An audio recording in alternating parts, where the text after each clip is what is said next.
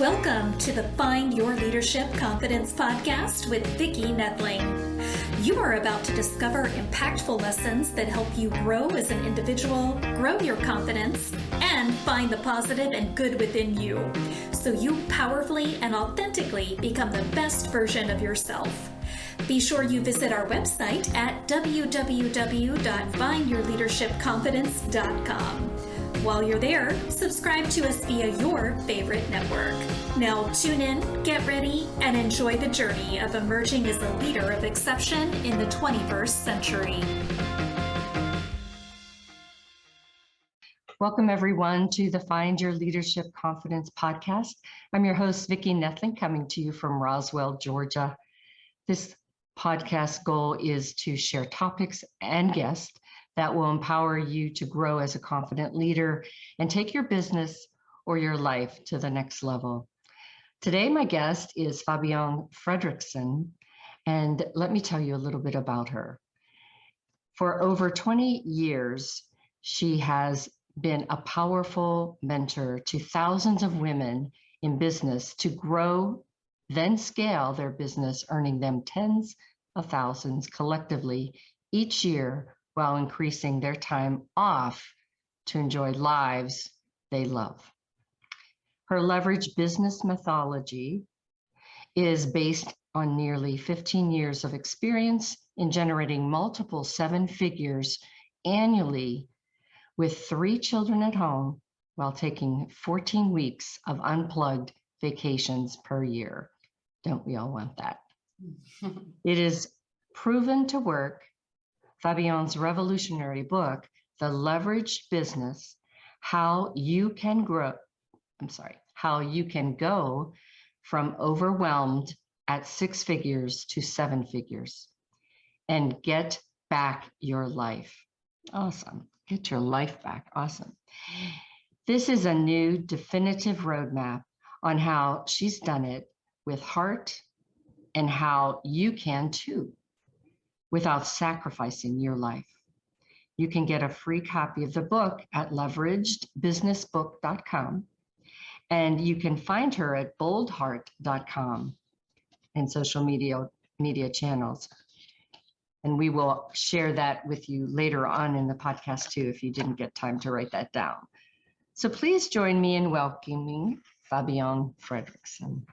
Thanks, Vicki. It's so good to be here with you. Yes, awesome. You have such an impressive bio and background, and it's really something that the audiences today, no matter where they are, especially after these last 2 years, are contemplating and really reflecting on, what is it that I need? Where is it that I need to be in my life today?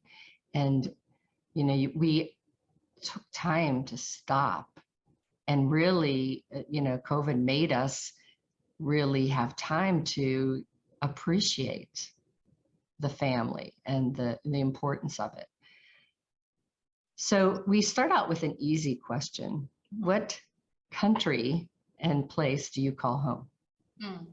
For the last 6 years, I have been in Paris, France. Nice. With my husband and my 3 children. We came for 1 year and then it never ended. And yes, well, Paris could do that to you. It can. So we get into the meat of this. Many women struggle with how to thrive in business. For some, they leverage their, they want to transform and it overwhelms them. And really, to be able to 10x their business, they just feel like they have to work hours on end. But how can you really manage that you have time for both you, your family, and your business? Well, there are many answers to that elegant question. And I'll go with the obvious answer because I wrote an entire book about how to create a leveraged business, but it really is about leverage. So let's talk about what that actually means. Mm-hmm. A lever, as you may know, is a tool that we use where we put a little pressure and we get a great outcome. Mm-hmm. One that we wouldn't have been able to do on our own. So when we look at leveraging certain aspects of our business in sequential order, we start looking at doing less better. And as you know, we live in a highly distractible world.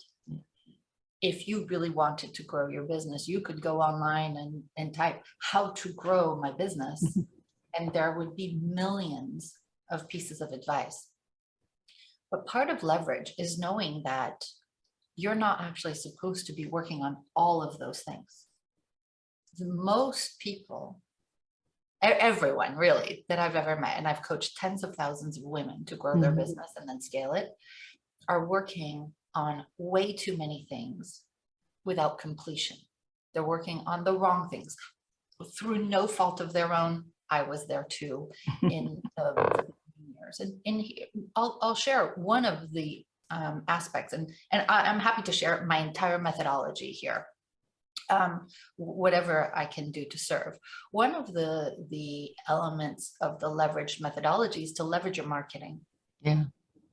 And something that happens with marketing is that we are infinitely busy to begin with. Okay. If you think about your friends that are working, for example, for someone else or in corporate, their job, what they get paid for in the quote 9 to 5, even though does anybody work 9 to 5 in corporate, is to deliver. To deliver the work to a client, to deliver the whatever it is that you're hired for. And we have that as self-employed women, we have that too. We are paid to deliver the work, the results to the clients. But whereby our friends go home after that, that's just one aspect of our job. Then we have to also market the business to get clients, sell in conversations. We have to follow up. We have to hire, manage, lead a team, fire a team member. We have the customer service, and I could go on and on and on and on, financial, legal, all that. So we actually have more like 6 jobs, not one. And if you think about that, marketing is one of the most important aspects of your business. In fact, I've long said that you should be ideally working on marketing at least 4 hours a day if you want to grow your business. And that seems unfathomable for some people. How do you work 4 hours a day on marketing? The idea is that you start doing less marketing, meaning fewer activities, but you do them better. So let me explain even further. If you take the Pareto principle that most everyone has heard of as the 80-20 rule, and if you understand that 80% of your actions, or in this case, marketing activities, are only providing you 20% of results, no wonder we're very busy. But conversely, 20% of your marketing activities are producing 80% of the results. This is where it starts to get really interesting. And we as women have been socialized to be people pleasers, to, say yes to what we're supposed to do. And I'm coming in here saying, what if we set some boundaries with ourselves and our time, right? Chapter 3 of the book is leverage your time, and we can talk about people pleasing and boundaries in just a moment. But let's focus on the marketing piece, which is, what if you started saying no? What if we started to love and appreciate ourselves enough to say, I'm going to only work on the 20% of things that create 80% of the results? This changes everything. This is leverage. And we can look at leveraging our team this way, leveraging our systems, our time, our business model, in all those ways, applying that little bit of effort, a lot of results. And this just allows you to have a business that scales itself, runs and manages itself, and you don't have to work on evenings, weekends, or say ever again, one more email and mommy will be right there. That's so true. one of my coaches talks about the non-negotiable, that especially people that are just starting out needs to have the courage to write down that this is my non-negotiable. This is, I won't work on Sundays, or I won't, after a certain time. I won't be answering your email immediately. Mhm. And it does take courage to do that, because you're so afraid that if I don't say yes to everything, I won't ever grow. Exactly. And Mm. so we keep ourselves so busy, and marketing, because we've adopted a masculine way of marketing. Mm. This is doing marketing and busy. Everything masculine for several thousand years has been rewarded. And so we high achieving women, or women who feel like we're meant for something more, have thought, well, okay, if that's the way to be rewarded in society, let me take on a masculine approach to, and I call it bro marketing, bro selling, bro Yeah. networking, all of that. But this doesn't feel in alignment with, Yeah. for the thousands of women I speak to. They're like, no, I don't actually want to do it that way. That feels inauthentic. It doesn't feel like me. So what we do is we put marketing on the back burner. We're already so busy. We don't have Yeah. time to focus on it. So we're doing the wrong marketing Mm. in very little amounts with an energy that feels misaligned. No wonder it doesn't work. Yeah. And that might be why, some of the people I talk to say, well, I don't like marketing. I don't like selling. And I think it is because it doesn't feel authentic to you, doesn't feel comfortable. When you take a feminine approach to marketing, Mm-hmm. when you can begin marketing from your heart chakra, as Mm-hmm. opposed to this energy of accumulation, and you Mm-hmm. see marketing as when done right? I see marketing Mm-hmm. as a divine tool, a vehicle to get your message of something good to the right Yeah. people. It becomes a thing you do for someone, not to someone. It's truly being of service, understanding that you are here as a messenger of, I have something that I think you might need.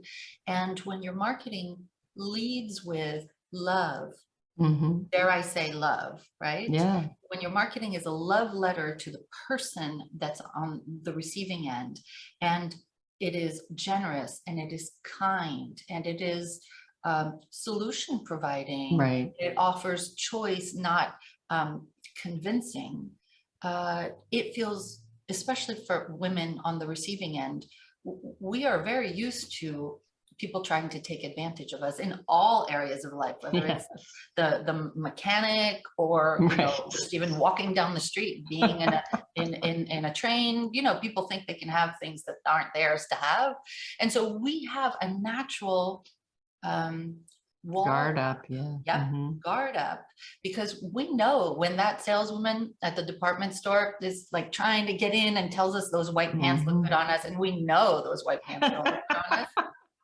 We know she's selling, and she's trying to do it in a non-authentic way. But what if you, as a point of leverage, turn the tables and say, how do I want to be marketed to? How do I want to be sold to in a feminine perspective? I teach a process to our members of Bold Heart Business, that when you can sell, and the person begins to well up in tears, and you can well up in tears. It doesn't mean that this happens 100% of the time, but you know that you've created a sacred space for someone to share what's not going well, what they dream of achieving, and the fact that it's possible, and here's how we're going to reverse engineer how you get that, so that you have exactly what you want. And how will that make a difference in your life, and how will that make a difference in your family's life? And when you can take her from the head to the heart, you can have a beautiful feminine conversation where everybody feels served. And I'll say this, for women, this is what allows them to close the sale closer to 100% of the time, to market feeling good, because you're not doing anything sleazy to anybody else. And that is game changing in your business if you want to grow it to 6 or 7 figures. And I think that's where, active listening is a skill that all women and men, but everyone should hone in on, because that is allowing you to truly hear what is the need. And if you come with it is, I'm trying to serve others, my goal is to help you find a solution to whatever your pain and your problem is. And it not necessarily is going to be something that I can provide, but who do I know that can help you? Whenever you come with that, I think people then trust you more and understand more that it isn't that I'm trying to sell you something, but I truly am trying to find help to your solution to your problem or pain. When you look at how the masculine, and I don't mean men and women in this circumstance, I mean masculine energy and feminine energy, and it can go both ways. Right. Any gender, you see that the feminine energy really likes to share, to communicate, to collaborate. And when we provide this sacred space, this is the second time I've used the term, but this sacred space for a woman in this instance, who is our prospective client, to share deeply and safely what her situation is like, and where she doesn't have to guard herself around where's the jab, where's the hit to the head with the 2x4, with all these formulaic ways of selling. When she can have that, it actually, the sales conversation feels like a spiritual experience. I don't have to tell you or anybody listening that we women love to buy. We just don't like to be sold to. Exactly. So how do women grow their business exponentially in a more feminine way without sacrificing their lives? Well, we're going back to what we just touched on a few minutes ago, which is we've been taught how to do business in a masculine way. I know that. So I started my business 21 years ago, and I've been at 7 figures or multiple 7 figures for 14 years now. And 15 years ago, I could not find a woman mentor who had a lovely marriage, who had little kids, who was spiritual and, just, the kind of person I wanted to learn from. And so I was studying how is it that most of us who are high achievers, but in a healthy perspective, how do we create results? And I saw that we kept borrowing the masculine way of doing everything. But then at the same time, Vicki, we were shutting off half of our incredible, powerful attraction abilities. And so I started doing more and more research for myself, and then I've been teaching this to all of our members. The masculine energy is a pushing energy. It's a busy energy. It's an action energy. It's accumulation. It's power. It's a solo energy, right? The feminine energy is a pulling, attracting energy. It is a resting energy, intuitive energy, collaborative being energy. And if we are that way, but we're just using this pushing action energy, we women get depleted.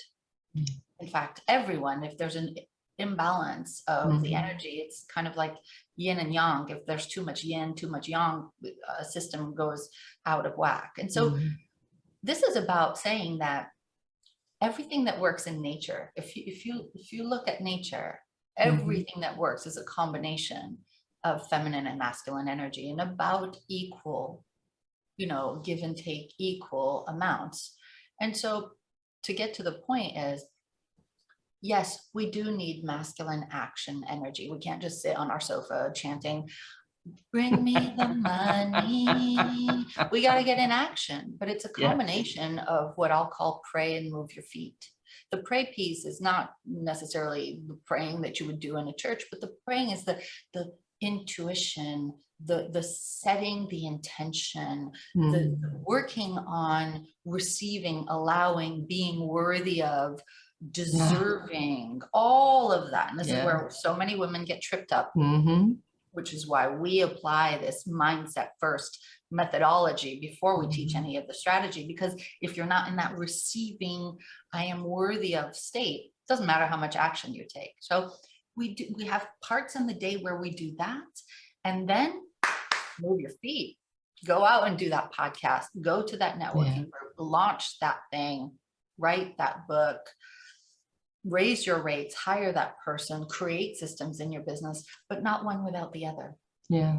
And it's absolutely magical what happens when two things happen. When you have both a plan to use your day, your weeks, your years to market your business from a feminine and masculine perspective, where you shift between one and the other throughout the day. First, you don't get depleted at the end of the day and your heart is full. Mm-hmm. But it's also an approach of understanding that we are wired for oxytocin. Oxytocin being the bonding hormone that we feel when we give birth, when we nurse our babies, or when we're just hugging, or just, chit-chatting with lots of other women. When we apply that perspective to business building, as opposed to the solo masculine energy of I can do it by myself, when we have other women who see our greatness, when we are surrounded by what I call the popcorn effect, which is when you are, instead of being solo at your desk, at your dining room table, in your spare bedroom or in your office, solo, going into self-doubt because you're in isolation. When you are in a community, intentional community of other women business owners, the popcorn effect happens, in the sense that you're like, okay, cool, I've got my goals, I know what I'm going to do today. And then pop, you see one of the women that you know well, or about her, and she just gets to her first $10,000 month. You're like, wow. There's just a quiet assessment. And then, maybe days or weeks later, pop, this one just got to her first, 500,000 a year. And this one, pop, pop, pop, 1 million, pop, pop. There is an effect that happens that you don't have when you're in isolation. Right. And women need that. It's more of a witnessing energy and a belief in self energy that we don't get when we're in isolation. Yep. So important to have that community. And I think that, whenever I was in my 50s is whenever I discovered that, I no longer care about any ceiling and when I started to focus on doing things that felt right and to my gut, and so as you see, as you get that affirmation that things work better this way, it allows you to have that confidence to keep on going and going. But people are all watching you. And as you said, that's whenever you start to see others in your circle start to grow and change too. And then somehow you see that it's possible for you. Yeah. Because there's always evidence for and evidence against. If you want to find plenty of evidence that people aren't going to be successful, you will find it in massive amounts. But when you are surrounded by the evidence that it's absolutely normal for women to get to 1 million with 14 weeks of vacation, have great relationship with their spouse and their kids, and it gets proven to you again and again and again, it's really hard to not think you deserve that too.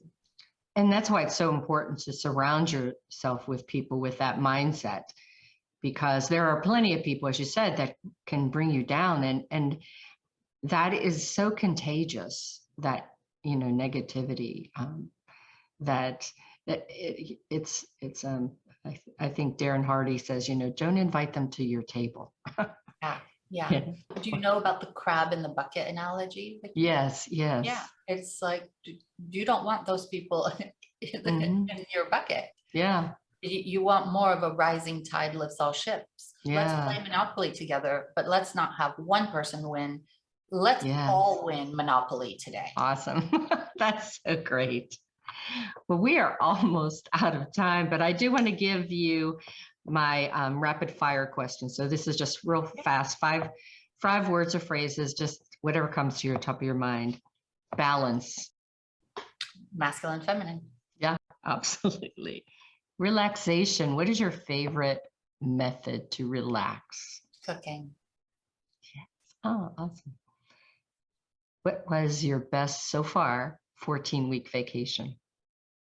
Oh, wow. That was Italy, 9 different cities. I love Italy. Oh my gosh. Of course, you Mhm. do need to then exercise for 2 months after that, but well worth it. Yeah. So the name Bold Heart, I love that. I just embrace that. Where did it come from? I have this philosophy, and it's the quote of mine that's gone around the world virally thousands and thousands of times. It's um, the things you are passionate about are not random, they are your calling. And so my invitation is to put your ear to your heart, listen hard for what you are passionate about. That's the heart piece. And then boldly and unapologetically go after it. Bold heart. And again, feminine, masculine, the heart and the bold. It's become our battle cry, our mantra. Awesome.